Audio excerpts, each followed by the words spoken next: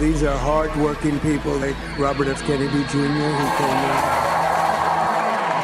And he's going to help make America healthy again.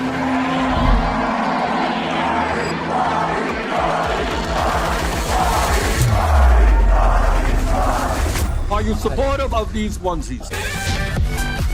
Now we're talking about doing something. HHS Secretary RFK Jr. released this report. We're phasing out 8 of the most common artificial food dyes. Operation Stork Speed. Better oversight into America's baby formula industry. President Trump has directed me to find out what is causing the autism epidemic. He is removing the CDC's recommendation for children and healthy pregnant women to get the COVID-19 vaccine.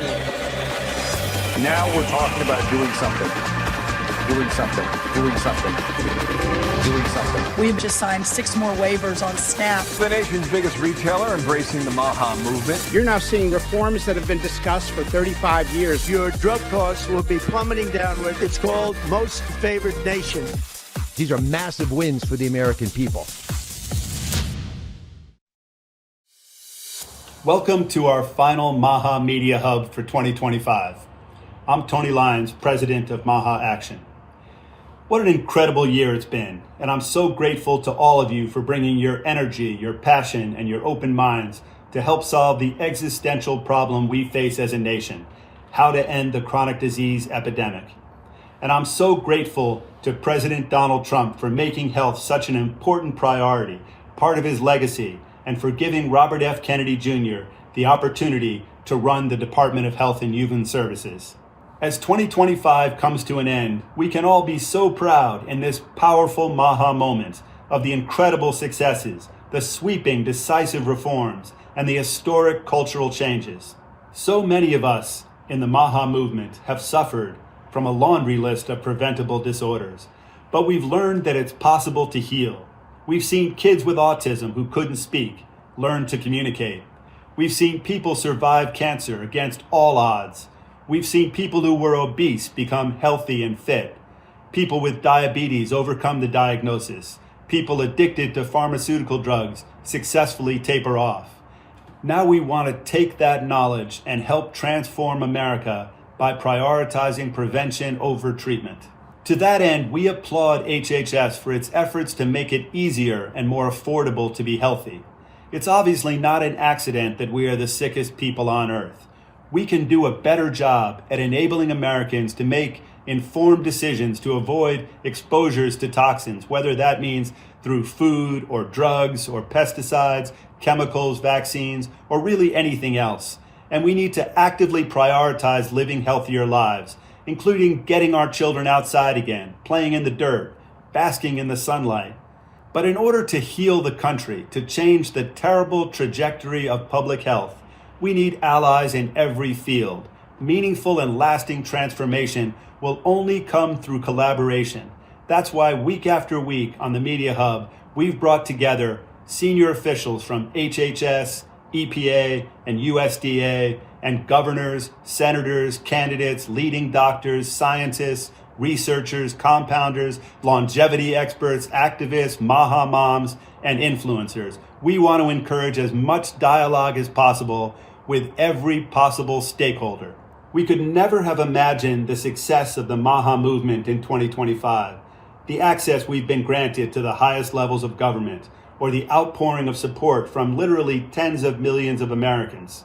And there is so much more work to be done in order to offer the public, as well as government officials, ideas, information, studies, and perspectives that have for far too long been censored and suppressed. We at MAHA have powerful tools at our fingertips.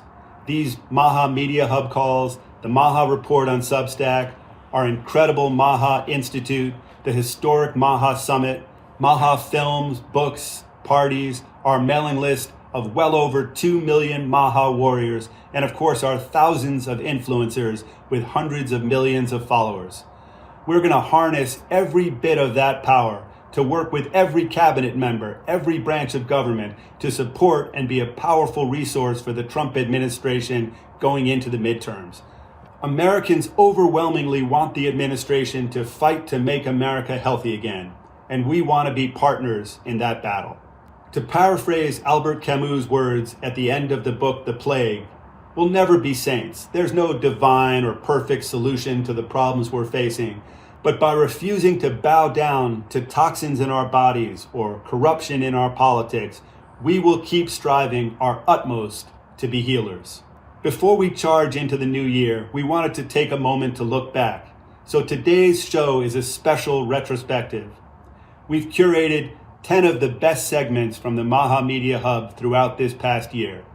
I hope you all enjoy this best of the MAHA Media Hub for 2025, and thanks so much for watching.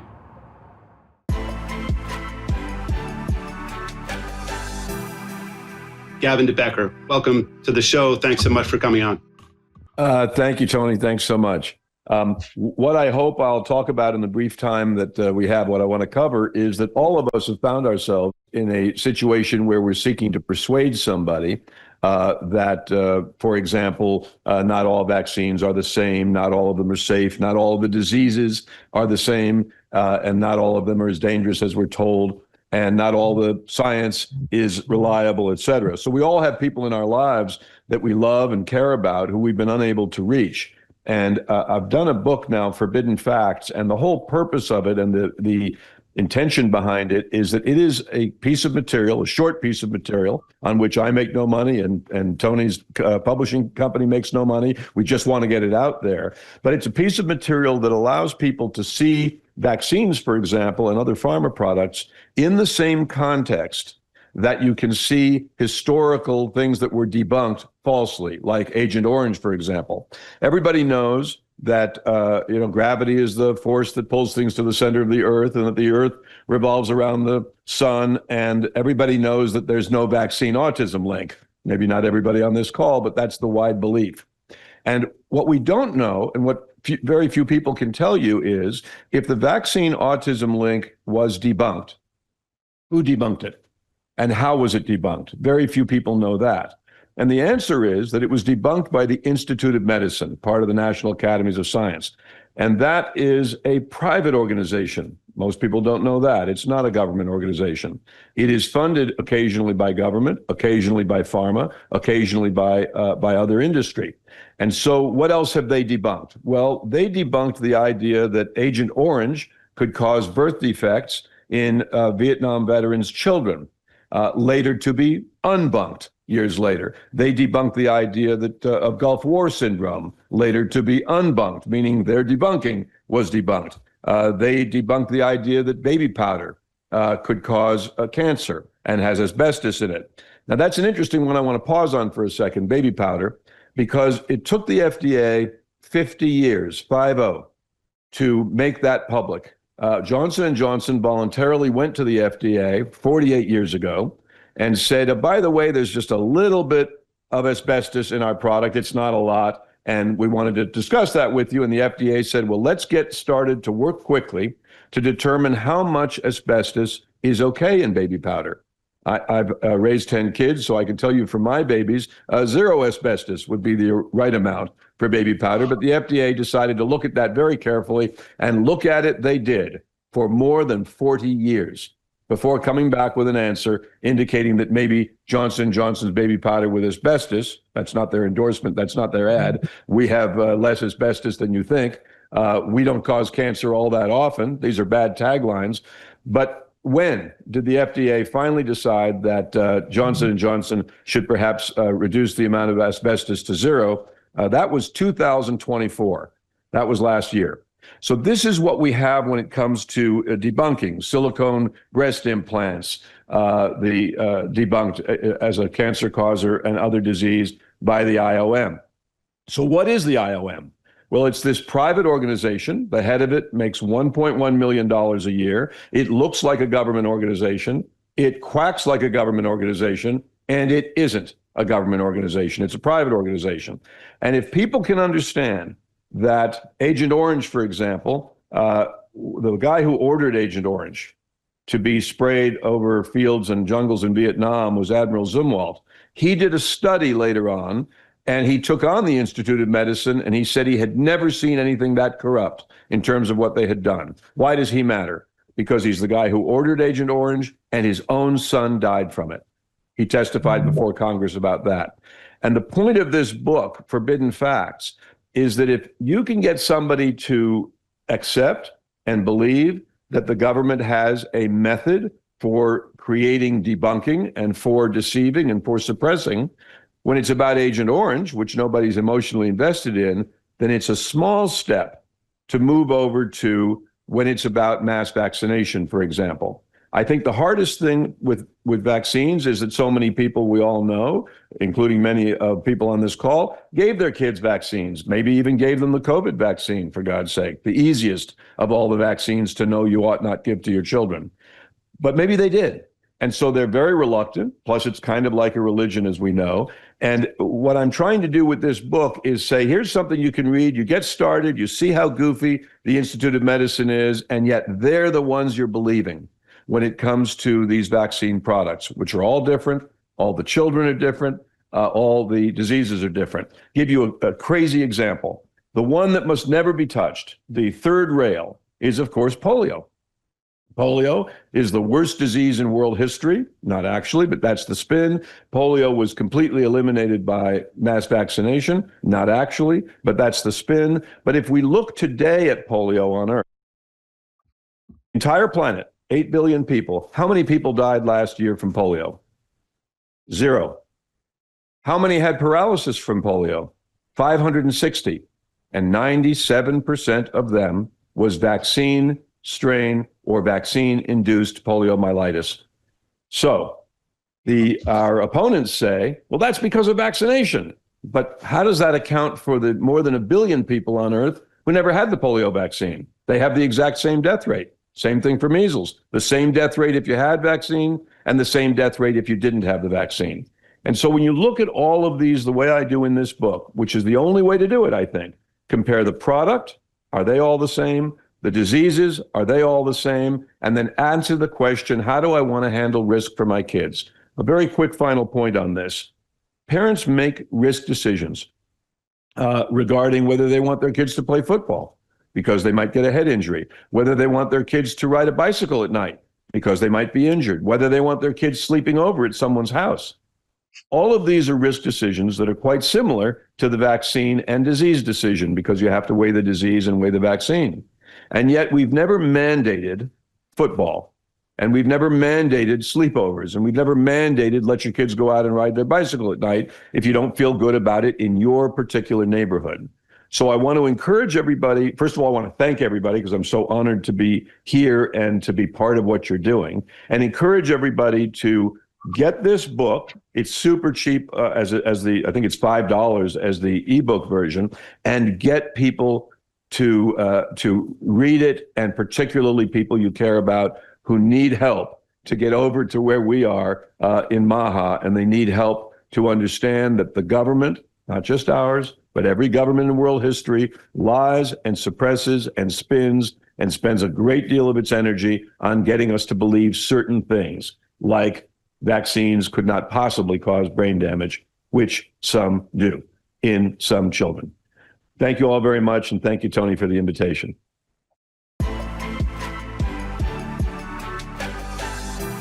One of the people who's really been at the center of the whole MAHA movement and really pushing the world towards eating healthier food and putting healthier things into their body or on their body is Vani Hari. She's known as the food babe. She's a real activist, best-selling author, and she's been fighting for transparency in the food business and really exposing the harmful ingredients, the harmful practices, and pushing for healthy, organic alternatives for many, many years, and has been in the middle of getting all kinds of companies to voluntarily change their products and the things that they deliver to the public. And it's really just done a spectacular job. Great. Okay. I lost the last bit of that, Tony, but thank you for the introduction. And Dr. Ben Carson, thank you for your words and welcome to the team. I'm excited to get to know you more and to hear your wisdom as we continue this fight for getting our food system cleaned up and our bodies clean. You know, one thing I want to talk about is I don't talk about pharmaceuticals often.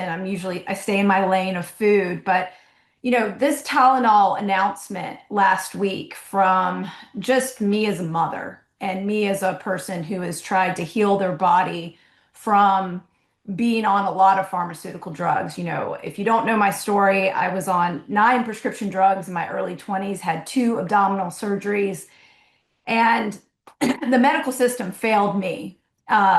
They did not tell me the reason why I was feeling the way that I felt, which was the food that I was eating. And instead, they medicated me and cut me open.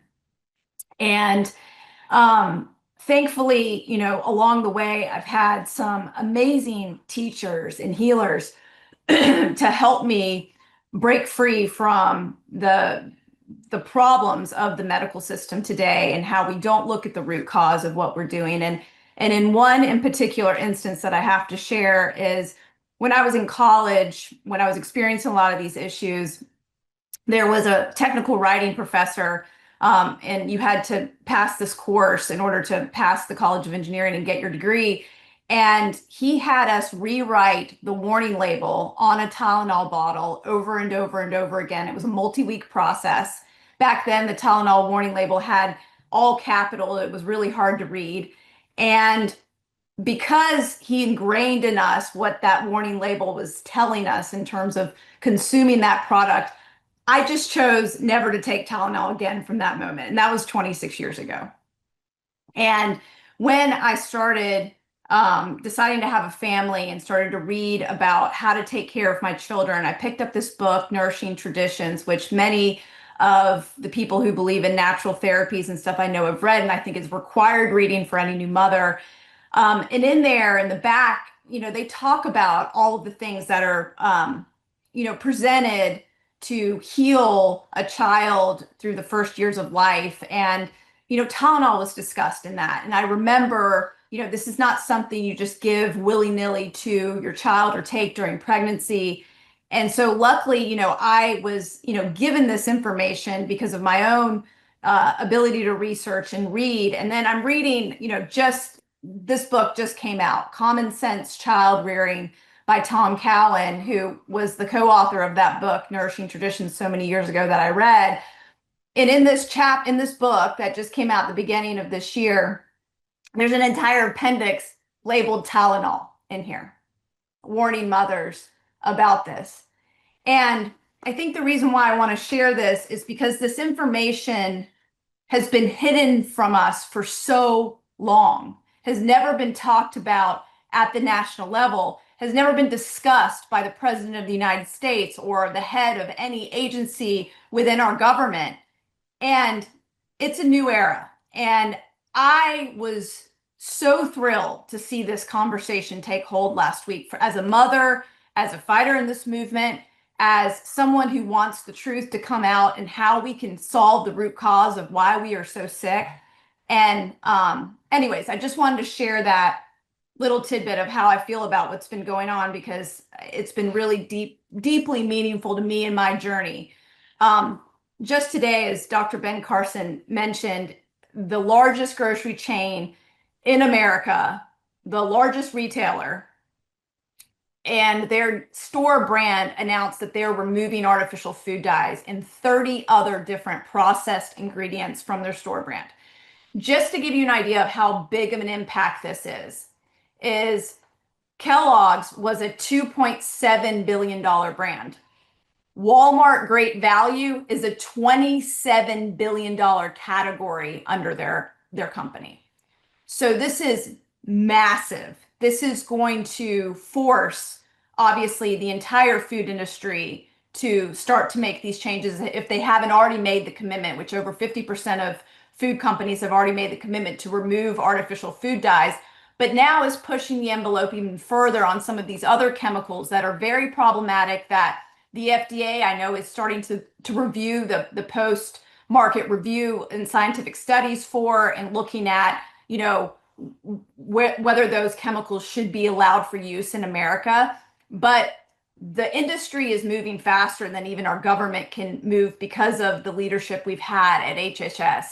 And ingredients like titanium dioxide that have been banned in Europe because of DNA damage, that you found in Skittles and, donuts and Sour Patch Kids and other things here in the United States are now being removed voluntarily by these large corporations like Walmart. You have azodicarbonamide, a chemical I got out of Subway bread that you find in yoga mat and shoe rubber, that you get fined $450,000 if you get caught using it in Singapore, and it's been banned all over the globe. China, India, so many countries ban this chemical in bread, but Walmart has said no more. We're not going to serve this anymore as part of our portfolio. And there's several other chemicals that they announced, and so this is huge. This is I think one of the biggest announcements we've had to date.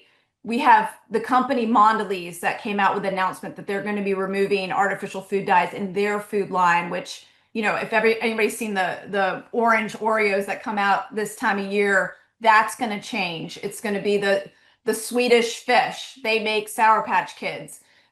So all of those things are going to change, which is incredible for our children. I got an interesting question today. I was doing a pre-interview call for a event I'm doing next week in DC, and if you guys are there, it's the Hill next. I think it's called the Health Summit. It's at the Mayflower Hotel on Tuesday next week on October 7th, and there's some great, amazing MAHA speakers going to be there. Dr. Jay Bhattacharya is going to be there, and Senator Marshall, who's a big MAHA proponent, and others. If you can come, we would love your support just to be in the audience. But, I was talking to this person, and they said, why is it going to take so long for these changes to the food industry? Why is it going to take 1 to 2 years to make some of these changes? Why can't we have it tomorrow? And, before I had a food company, before I knew about the food industry and how it worked, I also had that same question. And I was like, wait a minute, these companies already make these better, safer products overseas. They already have the formulations. They should be doing it tomorrow in America, right? We shouldn't stand for it anymore.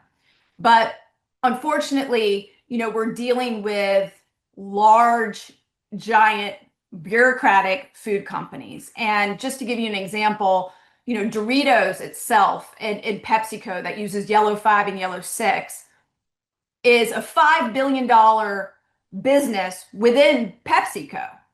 And in order to have enough beets and carrots and other things that are natural, in order to support that type of business in America, where Doritos is being sold at every gas station, it's in restaurants, it's in vending machines, it's in every grocery store, it's in stores that you don't even buy food from, like Michaels and Lowe's and Home Depot. It's everywhere, right? And in order to have that change, more carrots are going to have to be grown in this country. More beets are going to have to be grown. All of the different natural resources that we need to make those natural dyes need to start making its way into the supply chain. So that's going to take time, and that's a positive change. And so when I also hear this argument, removing artificial food dyes is not going to make America healthy again. Damn right it will be. It's going to make the people who didn't know they didn't need to be on ADHD medication because of the dyes that are in their food. It's going to help our farmland have more diversified crops. It's going to remove the petroleum cancer risk from so many different products that are in 70% of products on today's shelves. So, this is a small change, but it's also one that was really hard to do until we had this moment. And, there was an incredible investigation that, and I should wrap up soon. I have a lot to talk about, but there was I'll leave with this. There was an incredible investigation in the Capital Research Center that showed the amount of billions of dollars the big food and chemical corporations are spending in Washington to prevent these changes.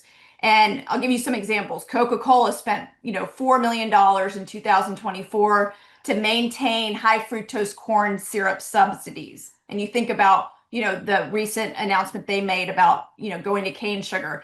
You have McDonald's and the National Restaurant Association spending, $2.5 billion on labeling against nutrition reforms. You have Bayer, Monsanto spending $8 million against, any kind of lobbying to defend atrazine and glyphosate. So this is the type, Nestle spending $1 million, Kraft spending $1 million, Crop Life America spending almost $2 million, American Beverage Association spending another $2 billion. So this is the what we're up against. And the American Beverage Association is really, Pepsi and Coke, and Pepsi owns Frito-Lay, which owns all of those products that have artificial dye, like Cheetos and Doritos. So it's David versus Goliath in this. And so one of the things that I think is just so important to leave with here is we are winning. We are winning this game, and we are making change faster than ever. And it's a revolution. And it's just so exciting to be part of this movement with you guys. And thank you again for this opportunity to speak today, Tony. And let's keep going.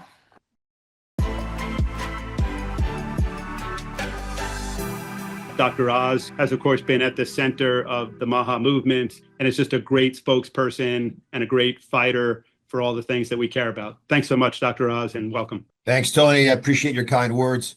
So let me give you a little bit of background to what happened on Monday, which I think many will believe is a historic day, because we finally just went out and started talking about some of the earlier findings and research that started in the spring. And just to put this all in context, there's been a strong desire for data to drive a lot of the decisions, to be very transparent, radically transparent, painfully transparent at times, just to tell you what we're finding. And historically, what would happen is government might notice something, but they're not 100% sure. They're like 95% sure. And so they'll hold on to it because there's a lot of criticism that happens if you're not 100% sure.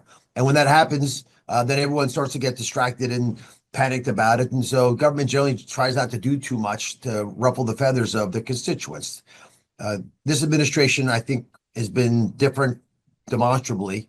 And the president sets the tone for that. As Secretary Kennedy, likewise, is not willing to compromise on any of the really important things that he feels need to be communicated to the American people. In fact, he often says that folks with chronic illnesses have often been gaslit. Take autism as an example. If you think autism is primarily a genetic issue, then you can sort of discount all the other accusations about environmental changes and attribute the five-fold increase in the incidence of diagnosed autism over the last quarter century to measurement issues or other interesting observations, but they're really not addressable. And so the autism problem is really yours and your family's to manage.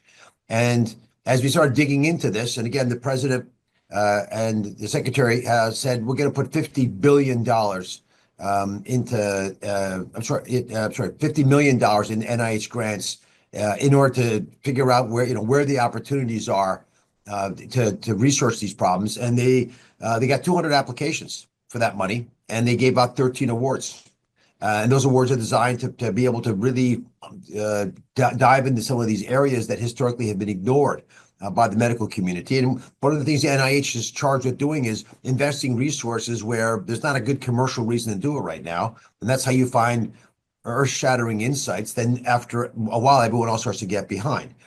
During this process of awarding these grants, but also getting smart about autism and understanding what the practices are around the country, some signals began to arise. And these signals are ones that you want to react to.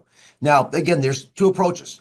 Notice that there's a topic that, for example, the medical community that's in that space is beginning to adopt as a practice, and then have them watch it. And over the next 5 years, you'll start to develop some more concrete ideas about what's going on. And those ideas then can at some point be communicated to the American public. And that's how historically government and science have interacted to make sure we don't make too many mistakes, but get the word out. 5 years is a long time. And when you've got a 3-year-old at home who's showing signs of being on the autism spectrum, that's too long. And so we decided that we would elevate these. And the secretary had been following this, obviously, because his life has been dedicated to the space, in particular in autism. We elevated it to the president, and he did not want to wait even a day. It didn't organize ourselves to be able to present this in a fashion seemed painstaking. But you could tell from the passion that the president had on Monday, this has been something that's been on his chest for a long time. And he said that for decades, he's been thinking about it, didn't understand why there wasn't more serious advice being given, and he decided to get out and start talking about these issues in a press conference held at the White House. And as you heard, he covered two major themes. The first was acetaminophen, and recounted some of the data that had caught his attention, believes that it's used more commonly than it probably should be. Caution women that if they have high fevers or serious problems, they ought to call a doctor and get the advice before taking acetaminophen. That's what the data seems to suggest from enough studies that we think it's worth sharing with the American people.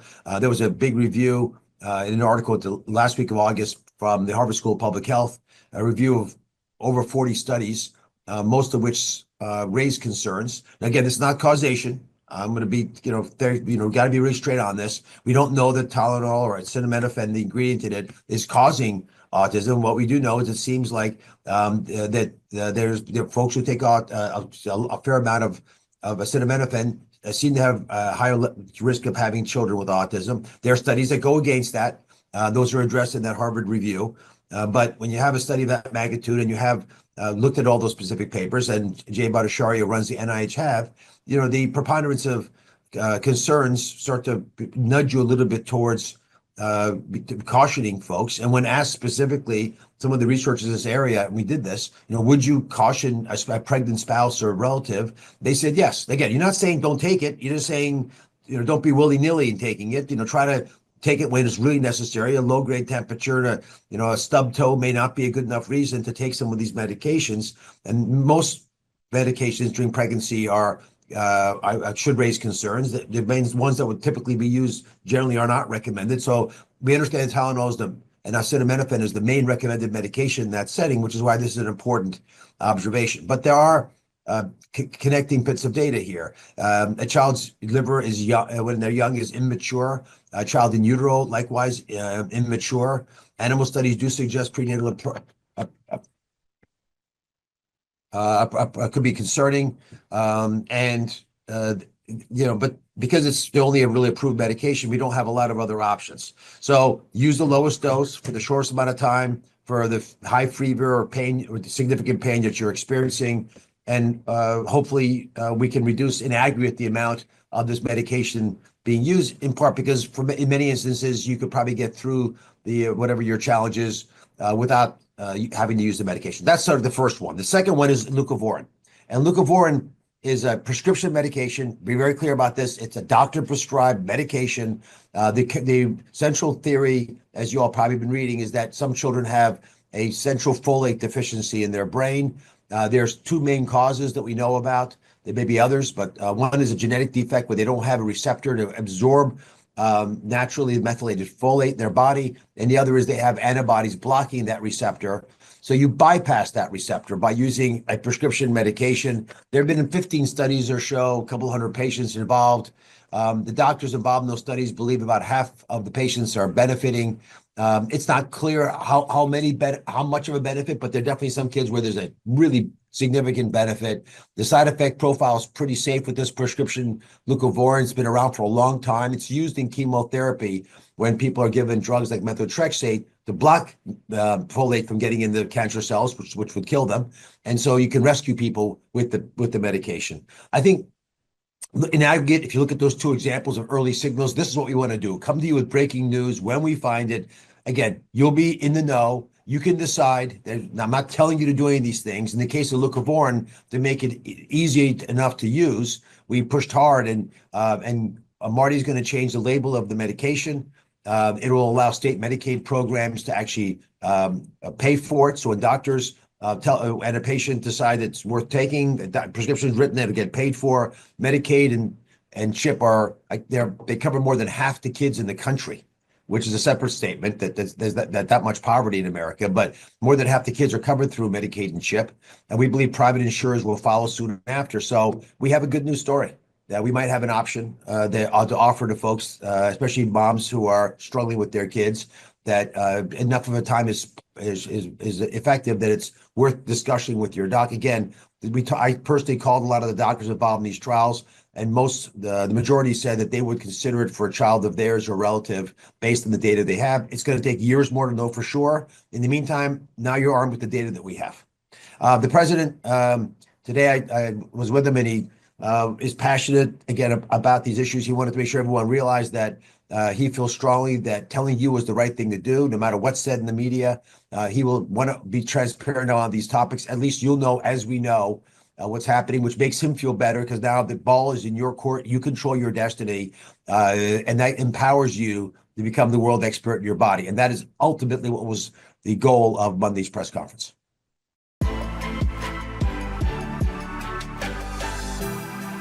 Jillian Michaels, most of you have probably heard of her. She is the host of Keeping It Real, the podcast, best-selling author, star of NBC's The Biggest Loser, and a really, well-known advocate for holistic health, for food, for fitness, for training. So thanks for all that you do, and thanks for coming on. Oh, thank you so much for having me. Really fun to be here. Not fun to follow so many of these incredible experts, but I'll do the best that I can. I think obviously the core mission is to help people live better quality lives. And we've all heard the terrifying statistics of infertility going up, cancer diagnoses going up, and people 18 to 49 at staggering number. I'm not going to run you through it again. It's exceptionally scary. We have a problem, and that problem should not be a partisan one. That's one thing that I want to call out from the top. It's discouraging to see people attack health advice because it's coming from this administration.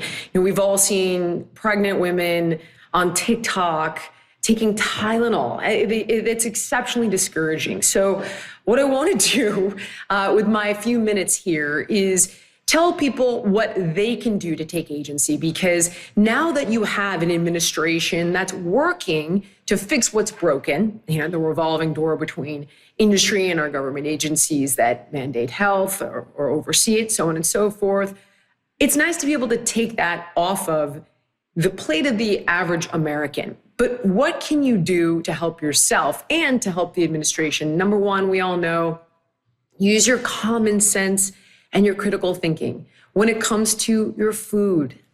I personally, I'm not going to advocate for some sort of fancy diet outside of use your common sense with your food choices. If you go to a fast food drive-through, it's not ideal, but the friggin' grilled chicken sandwich is probably going to be better than adding a large fries, getting a burger, and adding a soda. So work to utilize your common sense to eat less, make better food choices. I think I'd be hard pressed to find any person on the street and say, hey, what's going to be better for me? Water or a soda? We all know this. So as much as it's important to educate people, I think the basics, the big rocks, the heavy lifting, we know and we can take care of.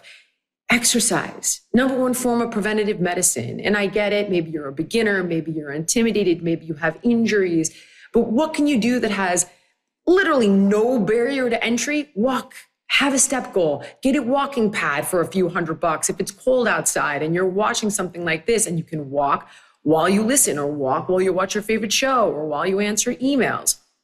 I have one and I love it. What can you do as we're sitting here talking about all of these terrifying chemicals in our water and in our air and in our food and our hygiene products and this and that and the other? You could do a few things that will have a big impact. Get an air purifier, right? Get a water purifier, get a reverse osmosis filter, green your products in the home.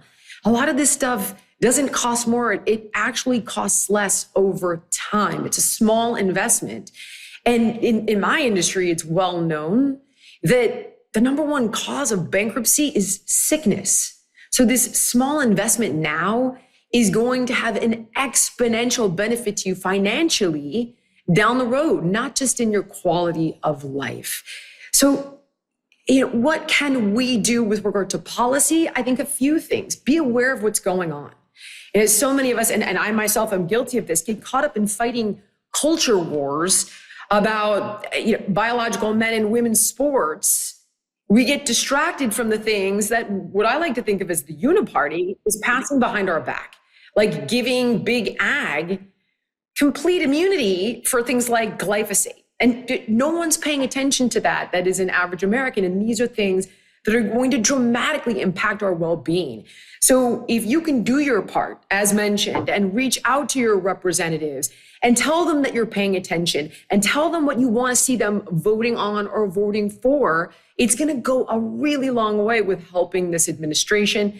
And I see I have about 30 seconds left.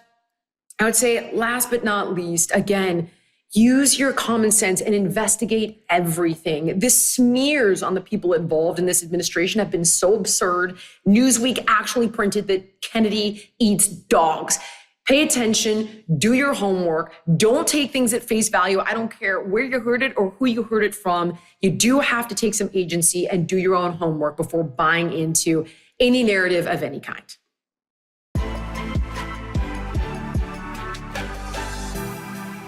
Next up, we have Senator Rand Paul. He's a doctor, a former surgeon. He's been a real champion for freedom, for government transparency, and has just done an incredible job. We're so grateful for all the work that he's done, and welcome to our call. Thanks, Tony. For the last several years, my committee has been investigating the origins of the COVID virus. We wanted to know, did this arise naturally from animals or did it arise from the lab? And early on, most of the doctors in charge of public health, Anthony Fauci, Francis Collins, they all assured us that the virus came naturally and probably from a wet market where they sold wild animals in Wuhan, China. One of the coincidences, though, that they had trouble overcoming was that there was a big lab there that had more coronaviruses in that lab, more varieties of coronavirus than any place in the world. In fact, it was the largest repository of coronavirus research in the entire world. And they just said, oh, well, it's a coincidence. We just happened to get it here, but, you know, we have this huge library. Well, people suspected that something was amiss from the beginning, and investigations went on, but many of the things were withheld. One of the key items we learned right in 2021, actually, as we've gone through the presidential election, the first President Trump administration was ending, they released information from the State Department that had been classified that 3 people got sick in November of 2019 in the Wuhan lab. These people were directly working with what many felt was the virus, that they were trying to develop basically a vaccine at the time. The interesting thing is that this vaccine, ultimately the Chinese do develop a vaccine even before our vaccine. The guy that helped develop the vaccine ultimately died 3 months later. He was a general in the PLA, or the Liberation Army, the Communist Party army in China, and he dies 3 months after releasing this vaccine. It's unclear whether he was pushed or whether he jumped from a building, but there was the implication that something fishy was going on. As we've been investigating this, we're getting closer and closer to information that virtually every time we look into a particular individual, some of them in the United States, they seem to have ties to the intelligence community. And you say, well, it's a coincidence. They have knowledge about coronavirus. They're coronavirus scientists. But it seems everyone that we run across seems to have some linkage to our intel agencies. So there is a question, the first question that I asked Anthony Fauci is, did we fund this? And I think that question is unequivocal. Yes, we funded it. Was it dangerous or gain-of-function research where viruses were juiced up to become more dangerous? I think that question is fairly well settled. But there's also a question of whether or not our intel agencies knew more than they've let on. So early on, they investigated and they came down with opinions. And at the CIA, we know from a whistleblower that there were 5 or 6 scientists who basically examined the evidence, and they voted 5-1, 6-1, that the information appeared to indicate that the virus came from the lab. It wasn't naturally occurring, came from the lab, was man-made. But then they were overruled by higher-ups at the CIA. We are in the midst of discovering, and believe we have discovered, some linkage between all these people that shows some conflict of interest. that people had ulterior motives for pushing these other theories. I wrote a book about a lot of this, but we're discovering things beyond what I put in the book. The book I wrote was Deception, the Great COVID Cover-Up. And in it, we talked about how Anthony Fauci, Francis Collins, and several other famous virologists were all privately saying, oh my goodness, it looks like it's been manipulated. Look at this part of the sequence, the RNA sequence. This is unusual. We don't see this in nature. Looks like it was manipulated.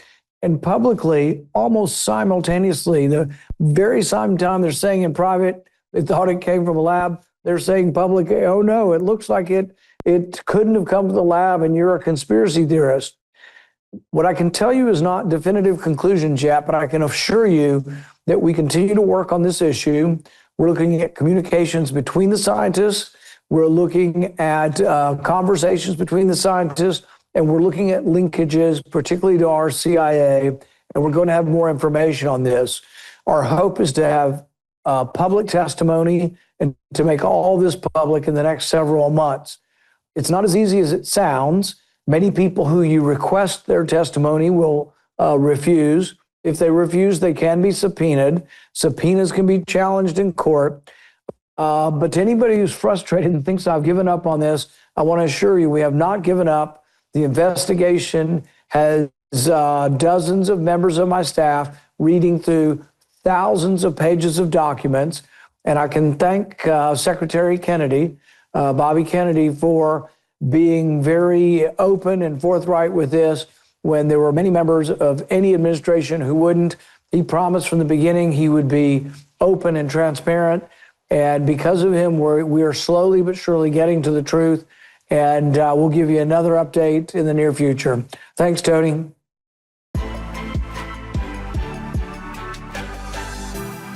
Somebody who's been fighting with dozens and dozens of lawsuits, many of which are ongoing, and is also the president of the incredible Children's Health Defense, is Mary Holland. Thanks so much, Mary. Tony, thanks so much. It's great to be here. So for I wasn't able to be at the Senate hearing today, but I was at the Senate hearing last week before Senator Johnson's subcommittee, and the week before that in the Senate Finance Committee, and just want to make it absolutely clear that what we're watching is political theater. It is merely theater, and it is theater for all that are watching that shows that the emperor has no clothes, that the science that's been put forth by the CDC and Dr. Menares and by Dr. Jake Scott, who was basically representing pharma at the Johnson hearing last week, there's just nothing there. And it's showing up the corruption. There's a reason that this has taken so long. And I'm so grateful that Bobby Kennedy is HHS secretary, and he's making things possible in the culture and within the government that have been unthinkable for over 20 years. So I've been focused on vaccines for the last 20 years. And what we're seeing here in terms of progress is really pretty remarkable. So as I say, the emperor has no clothes. This fellow, Dr. Scott, points out last week that he's never even read the 661 studies that were allegedly going to prove that Bobby Kennedy was wrong, that actually there were real placebos used. No, there weren't. And he had to admit in a hearing under oath that he hadn't even read the studies that he was putting forward. It was an incredible moment. I can't begin to tell you, as somebody who's been focused on this for 20 years, how exciting it is that we just learned 2 days ago that Paul Thorsen, the Danish scientist who is working at CDC, has been arrested in Germany and is now subject to extradition. This is the guy who manipulated the data over in Denmark in 2002 and 2003 that allegedly proves that vaccines don't cause autism. And anybody who's looked at these articles that were published can see that they were really fraudulently prepared on so many different metrics.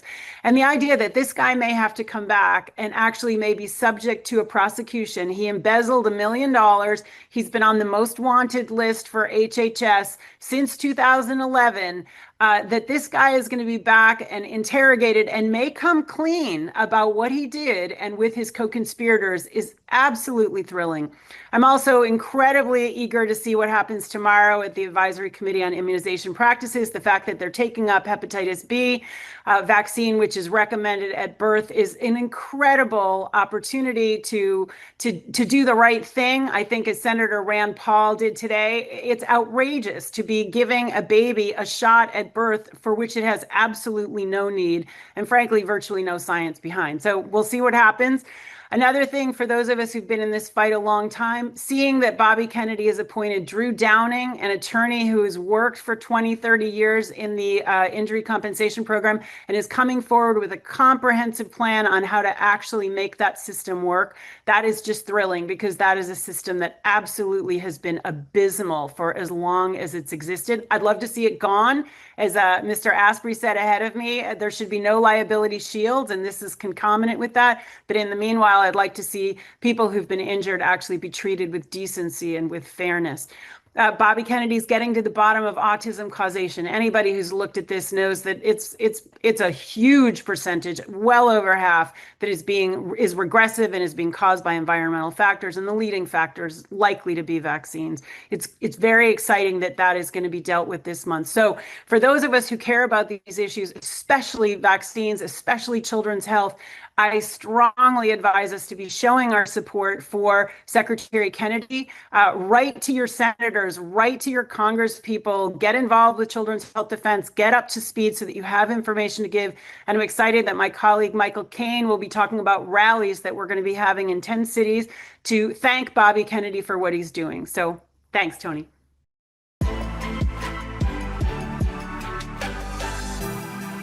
Through his YouTube presence, through his 13 million followers, Dr. Berg has just done an incredible job of informing the American public, of educating people so that they can actually begin to make good, healthy decisions for themselves. Welcome, Dr. Berg. Thanks so much, Tony. And I just want to flank something you said about Big Pharma. I found out Big Pharma actually is paying influencers up to $1,000 a post. $1,000 a post. So you can imagine what's happening right now with the, against MAHA and RFK. But I wanted to flank what Callie said about the dietary guidelines that are coming out. I wanted to just tell you just a quick story. When I was in practice, had a patient come in and said, Dr. Berg, your program's not working for me. And I said, what do you mean? I said, well, I did it for 2 weeks. I went on your low carb. I felt great. I did lose weight. My blood sugars got really better. I went back to my normal diet. It came back. This is a true story. So what's happening, especially in the area of food, is that, especially in the area of carbohydrates, we've normalized carbohydrates. And if you look at that food pyramid, what is up to, was it like between 45 and 65% of our calories are carbs, and they're usually in the form of refined sugars and starches, which is sugar when it breaks down to it. So that's really the problem, is we've normalized this and we think that that amount of carbs are normal. And out of all the things that a person can do, out of all the levers that you can press to reduce chronic disease and metabolic disease, low carb is at the top of the list. You can actually reverse diabetes. You can reduce risk of all sorts of things. There's one study that shows that you can actually drop over 40% of liver fat within 2 weeks being in a low carb diet. So the liver is very sensitive to carbohydrates. So one of the really important things that I'm hoping that's going to be on those dietary guidelines is at least a mention of low carbs being an option for reducing metabolic disease, because it's such a heavy, fast action, more actually than vegetables and fruits and whole grains and exercise and these other things. So super important. And, I think, again, with this normalization is if you just look at blood sugars, and this is a big confusion, normal blood sugars, roughly about 80 milligrams per deciliter. But what does that mean? That's literally 1 teaspoon of sugar in all of your blood. But what's confusing is an average person's consuming a tremendous amount of hidden sugar, but yet they might have normal blood sugar because of this insulin thing going on. So that happens for 15 years to 20 years, and then it shows up. So unfortunately, doctors don't really test the fasting insulin, and that would pick it up a lot sooner. But we've normalized, because of these camouflage holes, we normalize carbohydrates so much. One of the most important things that we need to do is to make sure that's at least in the guidelines as for those people with metabolic disease. And I just wanted to give a little education on that, and because it's so important, so people understand the reason why. So thanks, Tony.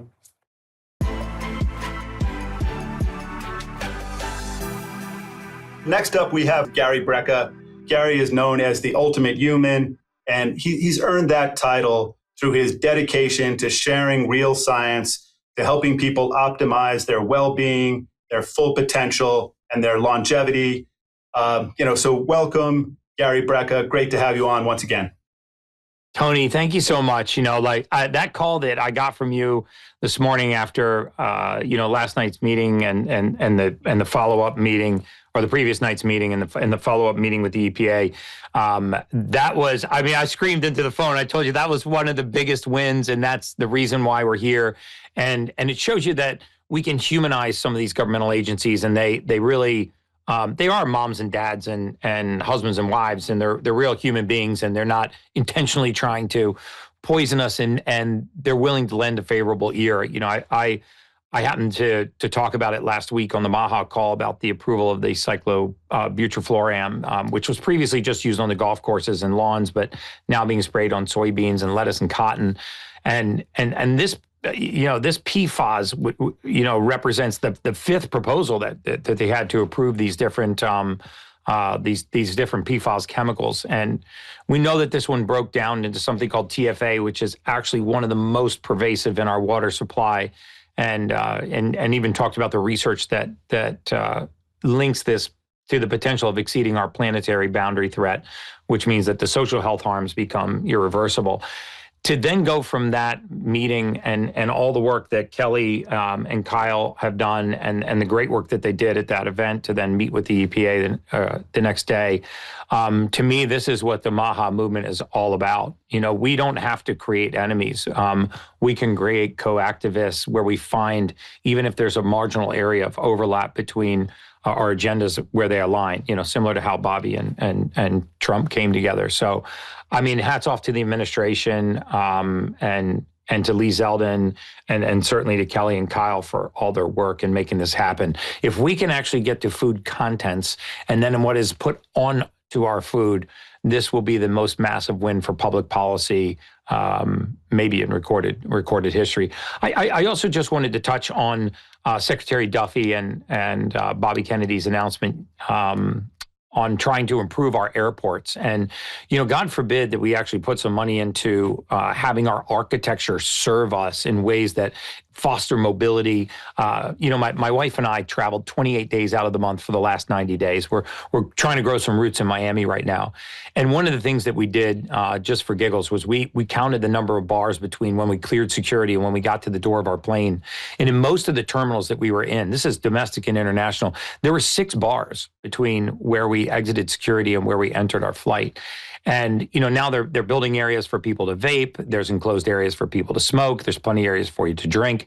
And yet, the suggestion that we add additional areas for breastfeeding mothers or additional areas where people could get a workout, maybe even taking some of these bars and putting small gyms and taking the kitchen areas and adding changing and locker facilities.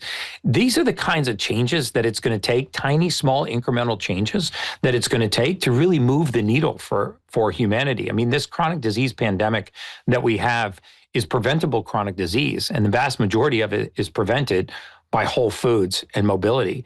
And if you look at the number of fast food restaurants, the number of places where you can smoke, the number of places where you can drink, I certainly would rather fly next to somebody who just had a workout and a fresh shower than somebody who had 4 beers and a basket of fries before they got on the flight. And let's not forget about our pilots and our flight attendants that are moving through these airports. When we were traveling so intensely, we would have 4 or 5 hour layovers. We had tons of delays. And so I'm really excited to talk about championing some of these small incremental changes that I think could have massive impacts on how our architecture in public places can serve our biology. Adding farm-to-table restaurants, better food choices, areas where women can breastfeed privately instead of going into a public restroom and hiding in the stall, and areas where we could move our bodies, maybe take a fresh shower before we got on the airplane, and where kids could get out their Zoomies. I mean, I know I would rather fly next to a bunch of young kids that had actually just run around on the playground for 30 minutes than we're trying to do it in the middle seat in an economy class 5-hour flight. So I don't have much in that by way of specifics to add today. What a huge move by the EPA to embrace the MAHA movement and really extend that olive branch. We were preparing a massive media push across all of our channels, so now we've sort of laid that down in favor of this discussion that we can have. So thank you for your time.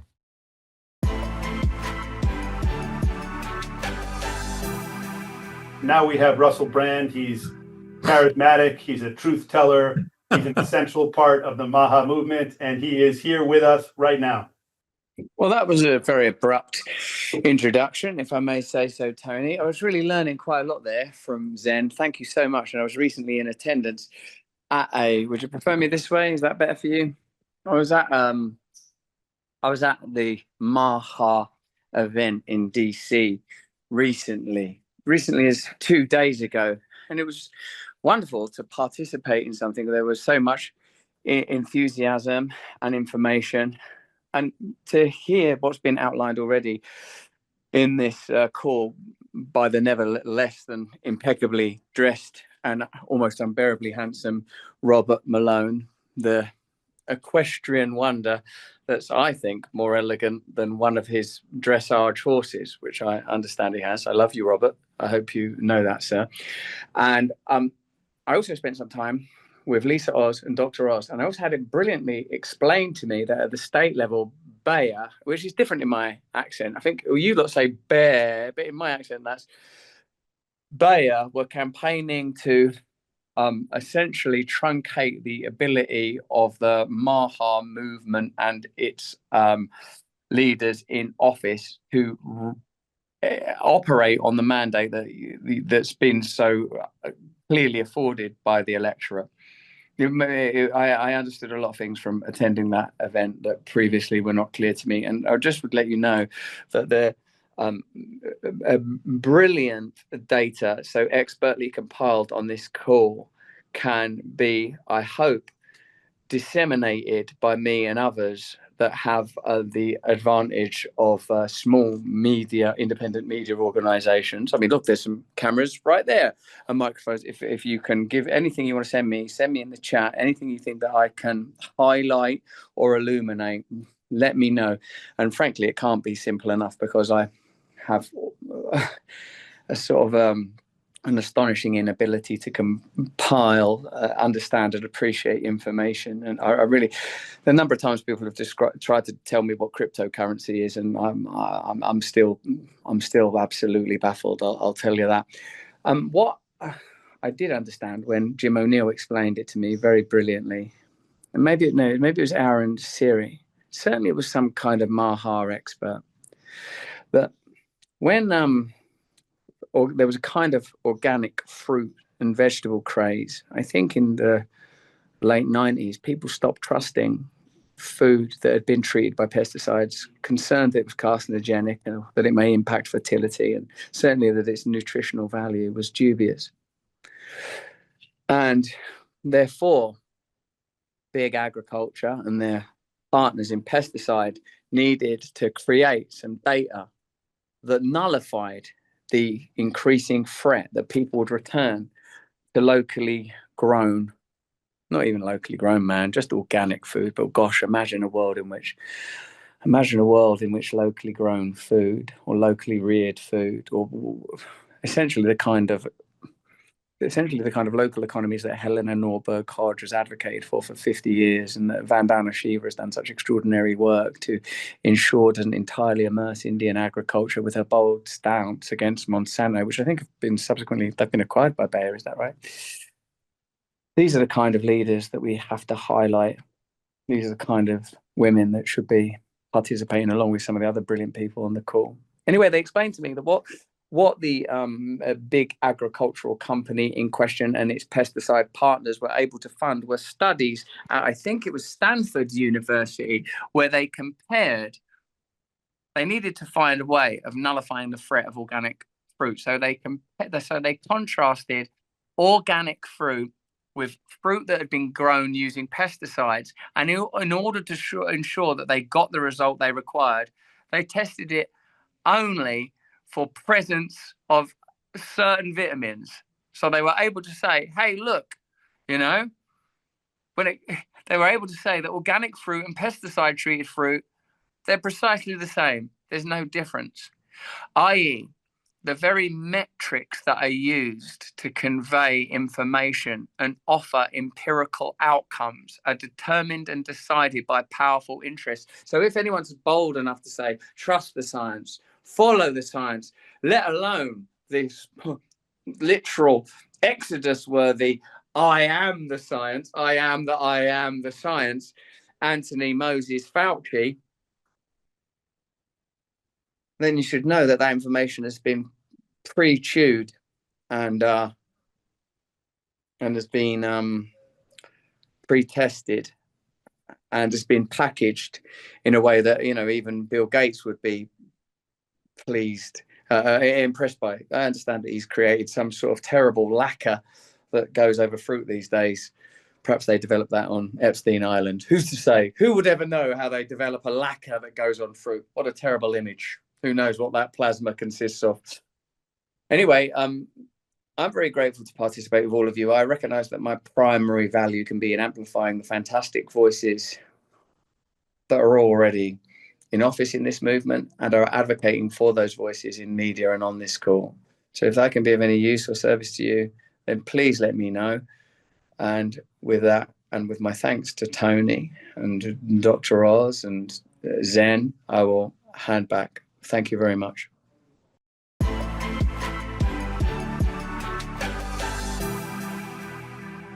Next up, we have Dr. Robert Malone, who's done incredible work side by side, shoulder to shoulder with all of us fighting this, backing Bobby Kennedy on all kinds of different platforms. Really grateful to, for all that you've done and thrilled to have you as the last speaker for the night. Okay, that means I'm between you and dinner. That's right. I'll try to be brief. The next 2 days, I'm here in Atlanta, and I get to meet some of the new members that Bobby's appointed for the ACIP. That's for those that are not tuned into the latest nuance. That's the Advisory Committee on Immunization Practices. And we're really at the tip of the spear for the efforts to bring reason and data-based analysis, objective data-based analysis to this category of drugs. That's what vaccines are. They're drugs. And like all drugs, they have benefits and they have risks.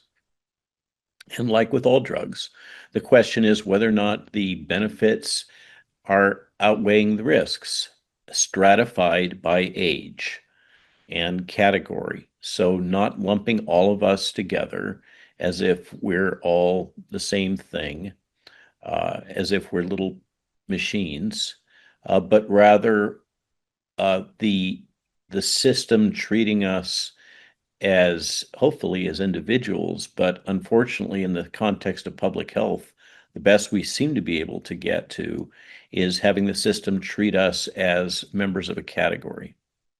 So the next 2 days, ACIP is going to be taking on some key issues.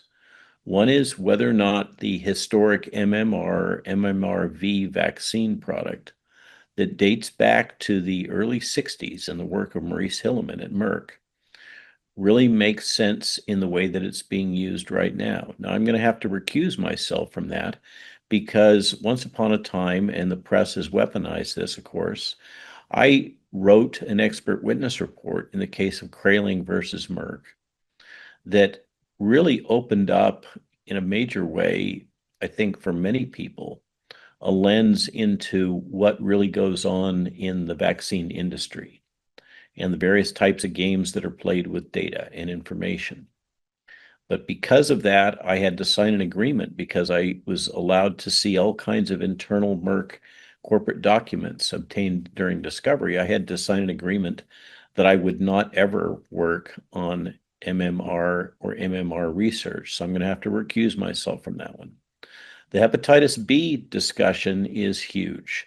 And I'm so grateful for Rand Paul for his clarity and for his willingness to speak truth. Dr. Paul has often been a little wary as a physician of going against the narrative as it relates to vaccines. But in the case of hepatitis B today, he came out with clear, unambiguous statements in his questioning of the former director of CDC, Susan Menares. I think that what Dr. Paul has said represents the position that many in the United States, if not the vast majority of parents and Americans that have looked at the rationale of dosing newborns with hepatitis B vaccine, because largely they believe that they can't get access to them later on when they're young adults, and if they fall within the risk groups for hepatitis B, that being essentially intravenous drug abusers and highly promiscuous individuals, so with various types of predilections. So the logic of hepatitis B vaccination for all newborns is very, very hard to defend, but I can tell you that the CDC will attempt to defend that tomorrow. And I've seen the slides.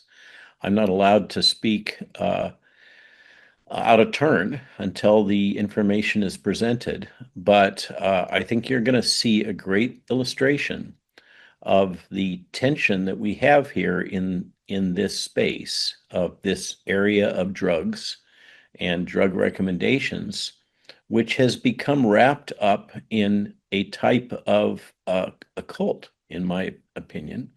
There is a strangely cultish aspect to the belief that all vaccines are safe and effective. And I see this come out in all kinds of communications, of course, and has been mentioned, we have corporate media here on hand. And for those of you that are members of that esteemed group, I'd like to speak to you directly about a couple of things. Safe and effective are subjective. I'm going to get a little wonky on you. That's not science. That's opinion and feelings. If we want to evaluate objectively whether or not a medical product or a medical procedure is useful, it's not really appropriate to bundle them into these kind of subjective comments of safe and effective, which are functionally propaganda. If we want to communicate to patients, to parents, about the risks and benefits of a product, we need to do so objectively, not subjectively with this kind of propaganda language. We need to give them the facts. What are the risks associated with the disease, for instance, that is being ostensibly prevented by the intervention? What are the risks associated with the intervention? Do those risks include death? What are the rare risks? I can tell you that as a clinical researcher, whenever anybody on any clinical trial I've been involved in enters the trial, they have to have a formal interaction in which they are provided with a very comprehensive list of potential harms that they may encounter associated with whatever it is that's being tested in that clinical trial. And if a very rare harm happens to be death, that gets disclosed. If a very rare harm happens to be neuropsychiatric damage, that has to be disclosed. This whole discussion that we've heard, particularly in the case of COVID, where the assertion is Well, those adverse events are extremely rare, and many of them are extremely rare. Those that have tried to say that everybody that takes the vaccine is going to die, well, in a sense, that's true statement. We are all going to die, but we aren't necessarily going to die of this product. But there are deaths. There are severe hospitalizations. There are chronic diseases that are associated with the receipt of this product. It's not everybody. It's relatively rare. But the thing is that the data are quite clear currently that the risks you have from COVID and the risks your children in particular have from COVID are also extremely rare. So how are you going to assess this when you hear that, oh, those risks are extremely rare, this vaccine is safe and effective? No, what you have to do is you have to take a ratio. What's the risk associated with the disease? And what's the risk associated with the product? And does it make sense to give healthy people that product, given the risk that they might develop some disease that they wouldn't otherwise if you hadn't given it? Well, when you run the numbers, and I posted today, I think it was, or last night on X, some of the data, the number needed to treat to prevent a severe hospitalization that's now published by the British healthcare system. For some reason, the FDA and the CDC are unable to provide the number needed to treat. They're not able to provide the data on the true risk associated with the disease, SARS-CoV-2 infection and COVID. They're not able to provide the number needed to treat with a vaccine to prevent severe hospitalization or to prevent death. But the Brits did it. And when you look at those numbers, they are enormous. You have to vaccinate over 5,000 healthy young people in order to prevent one severe hospitalization. But when you look at the risk of myocarditis, it is far greater than the risk of severe hospitalization. So that's not safe and effective. The last thing I'd like to say, because I don't want to take up too much time, because here we are at the end, is this narrative that keeps getting reinforced by our friends in the media and those, for instance, that were testifying today about science, that Bobby is politicizing the science, that you are damaging the science. MAHA is ignoring the science. MAHA is causing damage to the science. Okay, science is a verb, guys. It's not a noun. It's not a thing. Science is a process, and it's a process of constant revisiting and questioning the findings of others, the conclusions of others, the conclusions of our public health, quote, experts. That is what science is, questioning these things, as we are doing on the ACIP. As hopefully you will see over the next 2 days, we are taking our job seriously. We're asking the hard questions. We're actually looking at the data to the extent that we can extract it, real data from the CDC and the FDA. And unfortunately, we're having to go international in order to get those data, because they are available, for instance, in a lot of the Scandinavian countries and in the UK. They're just not available here in the United States. And as Bobby said under testimony a couple of weeks ago, he doesn't know how many people actually died here in the United States. The claims are that we had one of the worst outcomes worldwide in COVID, despite all the assertions that we have this great healthcare system and the CDC did such a rip-roaring good job. But if you look at the data from all over the world, things don't look quite as clear as is being asserted in the media. And for sure, this whole narrative that Bobby or MAHA or the likes of us are damaging the science and are destroying public confidence in health, no, that is absurd. We're doing actual science, looking at the data, making objective analyses of risk and benefit, and by the way, advising. The ACIP does not set policy, and this is a core principle. The appointed people that represent President Trump are the ones that set policy. The director of the CDC serves at the pleasure of the president, despite what Susan Menarez seems to think, and so does the secretary. They all act at the behest of the president, and the ACIP does not set vaccine policy.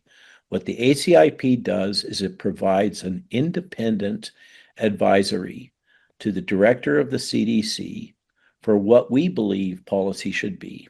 And one of the key things that we believe should be central in vaccine policy going forward, and we're advising to this effect, is that there needs to be true informed consent, not this sham consent of vaccine information sheets.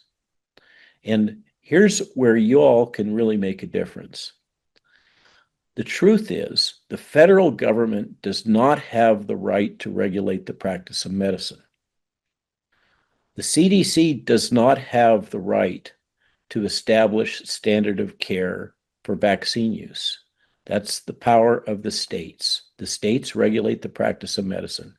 And what's happened is the states have abdicated their responsibility for ensuring that patients have informed consent around vaccines.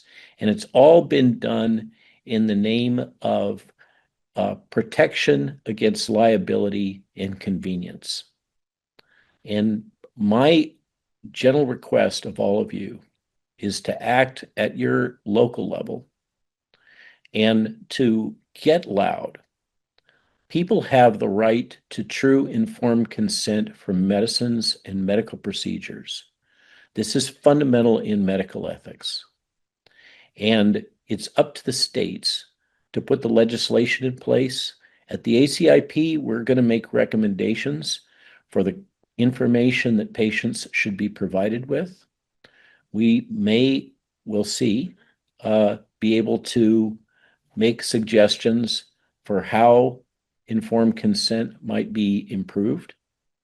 But in the end, it's up to the states, and it means that it's up to y'all to take action to try to advance legislation to ensure that patients are provided the right to an informed decision, not subjected to mandates. I'll leave it at that. Thanks for your listening time and your support and all your kind hearts and thumbs ups. But please help support Bobby and help support all of us. I think what may happen over the next couple of days may trigger a whole lot of anger. And we're going to need you backing us up. Thanks for your time. Hi, everyone. My name is Leigh Merinoff, and I'm a board member at MAHA Action and chair of the Strategic Initiatives Committee. At the end of 2025, I would just like to take a moment and thank our tremendous team for all of their hard work this past year.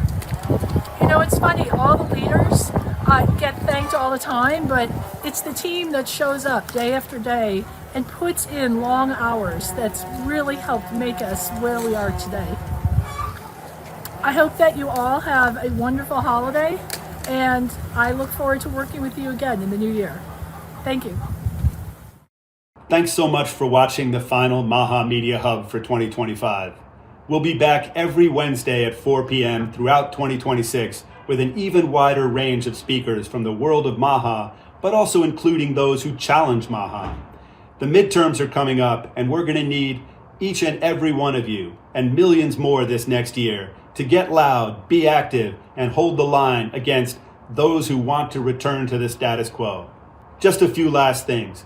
Please subscribe to the MAHA Report on Substack. That's themahareport.com. And go to our website at mahaaction.com.